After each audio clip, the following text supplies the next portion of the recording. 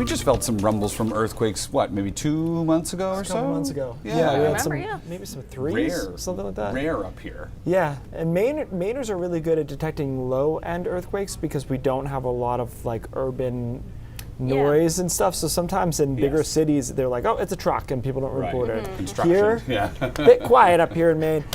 Guys, today was fantastic, and I think if you like today, it's pretty much where we're going to be at for the weekend. Maybe it's a little bit warmer than the weekend, but not by much. Temperatures in the 70s, some low 80s out towards Sanford and Freiburg at 82. And this week, I think, has overall been really quite pleasant. But one thing we have dealt with in the afternoon every day is an isolated shower or thunderstorm, and we just don't have the instability for that out there today. And even the cumulus clouds that tried to develop earlier in the day had a hard time staying together, and so there's just a lot of stable air in the atmosphere that makes for a nice afternoon into the early evening. You can see this bank of showers in Canada is going to drift across into northern Maine later this evening. That's the only game in town as far as showers go. For the rest of us, if you're headed out, it looks fine. And actually, it's pretty warm. Temperatures stay in the mid and upper 60s even in the middle of the night here. This is 2 a.m. And it's still 67, 66, depending on your location. Dew points high too, so fairly sticky. Wake up tomorrow morning, it's sticky still, obviously. We've got a line of showers coming through in the morning, and then a break, and then some thunderstorms in the afternoon. And those afternoon thunderstorms could be strong to severe. Best chance will be southern coastal Maine back into New Hampshire. And this is 5 o'clock, so between 5 and 7, I'd say, they probably get to the coastline.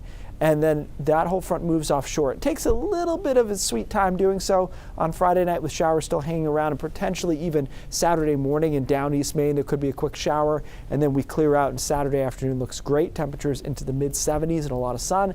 We do it again for Father's Day, which looks pretty much spotless start to finish. Sunny, 75 or so.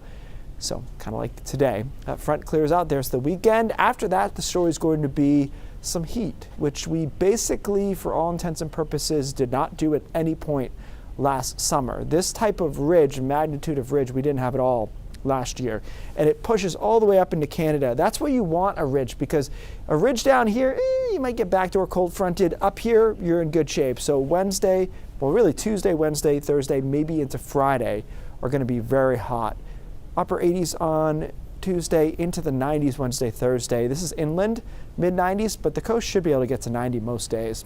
Now, if you live on an island in the mid-coast or down east, you know you're not going to get in on this. So I did not include you, unfortunately. It's just you're surrounded by water, and the water's cold.